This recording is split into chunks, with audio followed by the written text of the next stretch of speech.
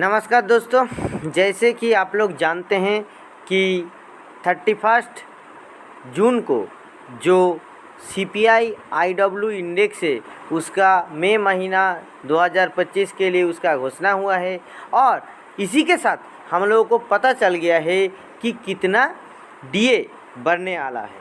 देखिए, ज़्यादातर सीपीएसईज में जो डीए होता है वो सीपीआई आईडब्ल्यू इंडेक्स के ज़रिए उसका आंकलन होता है, जैसे मैंने पिछले वीडियोस में भी बोला था।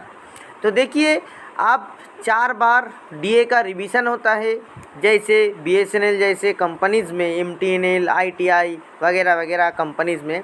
मैं टेलीकॉम क्षेत्र का बात बोल रहा हूँ। ऐसे ऑयल, गैस, कोल, कोयला, हर क्षेत्र में जहाँ पे भी आईडीए होता है वहाँ पे आपका 4 बार रिवीजन होता है, क्योंकि हर क्वार्टर में आपका सीपीआई आईडब्ल्यू निकलता है।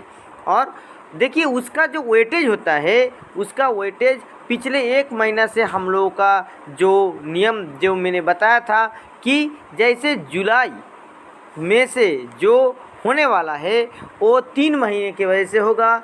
मार्च हिसाब में क्या आएगा, मार्च आएगा, अप्रैल आएगा और मई महीना आएगा। तो मई महीने का जो सीपीआई आईडब्ल्यू है वो कब निकला?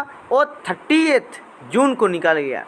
देखिए, जो पिछला मार्च 2025 को जो आपका आईडीए सीपीआई आईडब्ल्यू था वो था 411.84%, जो कि अप्रैल 2025 में बढ़ के 413.28% हुआ।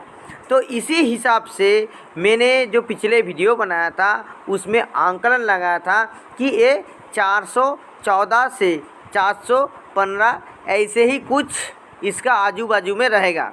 मगर देखिए, यहाँ पे 414.72% पे ही आके सीपीआई आईडब्ल्यू अटक गया, जिसकी वजह से क्या हुआ कि जो एवरेज है, जो गढ़ है, वो निकल के आ गया 413.3%। और इसके वजह से क्या हुआ, 1 जुलाई से जो आईडीए बढ़ने वाला है, जैसे कि पहले जो 1 अप्रैल यानी कि जो इस साल का सेकेंड क्वार्टर है और इस वित्तीय वर्ष का फर्स्ट क्वार्टर है, वहाँ पे क्या हुआ था, आईडीए घट के 226.5% हो गया था। 2% आईडीए घट के वो मात्र महज 0.6% बढ़ा 1 जुलाई से। जो बढ़ने वाला है, जो जुलाई महीने का तनख्वाह है उसमें आपको मिलेगा। तो कितना हुआ आपका आईडीए? आपका आईडीए हुआ 1 जुलाई से हुआ 227.1%।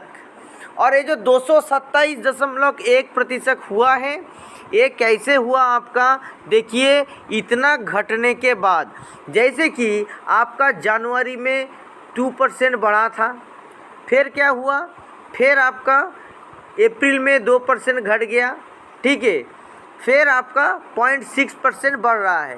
तो अगर इस ईयर का कैलकुलेट करेंगे 2025 साल में, अभी तक आपका 3 क्वार्टर होने के बाद आप देखिए महज 0.6% का डीए बढ़ रहा है। मतलब नाम मात्र डीए बढ़ रहा है, ना बढ़ने का ही शामिल है।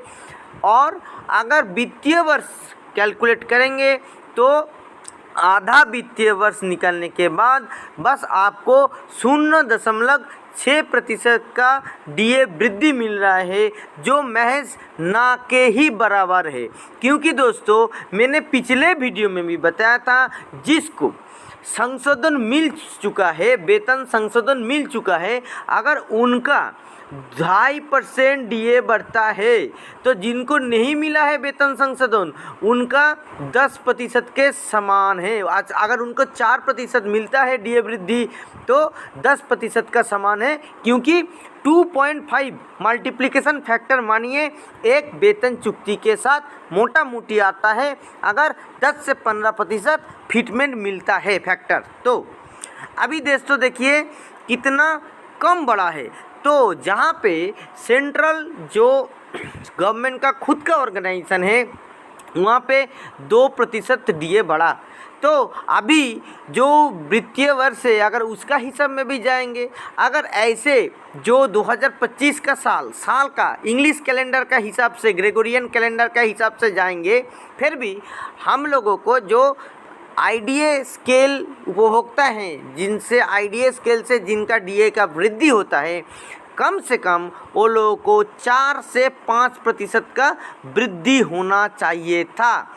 मगर सीपीआई आईडब्ल्यू का जो हिसाब है 2016 वाला जो हिसाब निकला ना, उसके वजह से क्या हुआ, कैसे वो हो गया कि आपका डीए बढ़ता ही नहीं है। और जो प्राइस कलेक्शन जो सेंटर है, टोटल 72 के करीब सेंटर है इंडिया में, आप जाके नेट के भी सर्च करके देख सकते हैं, जो लेबर एंड एम्प्लॉयमेंट एक्सचेंज बनाते हैं सीपीआई आईडब्ल्यू इंडेक्स, उनका ही वेबसाइट पे लिखा हुआ है। और जैसे बेस ईयर चेंज हुआ 2016 हुआ, फिर आईडीए का वृद्धि का जो मान है वो और घट गया। देखिए अब आप लोग इस वित्तीय वर्ष में 3rd क्वार्टर के लिए वेट कर सकते हैं, और बस जिसको भी मानते हैं, जो भी भगवान को आप मानते हैं, उनके पास प्रार्थना भी कर सकते हैं कि थोड़ा बहुत डीए बढ़ जाए, महंगाई से राहत मिल जाए। जिसके लिए डीए बढ़ना चाहिए, महंगाई का राहत, बस उसी से मुकाबला हम लोग कर सके, उसी से हम लोग जूझ सके, यही प्रार्थना हम लोग कर सकते हैं। इसी बेबस और लाचारी से मैं वीडियो आपके ऊपर छोड़ता हूँ कि आप सोच के बोलिए मेरा वीडियो आपको कैसे लगा, और मैंने सही कहा कि गलत कहा, ये बात सिर्फ आपके ऊपर है। बस यही तक जो रिवीजन होने का था, बस महज 0.6% यानी कि 0.6% महज इंक्रीज मिला है, जो बहुत ही कम है। और मैंने अच्छे से ही एक्सप्लेन कर दिया कि कैसे कैसे पैरामीटर के ऊपर एक कम है।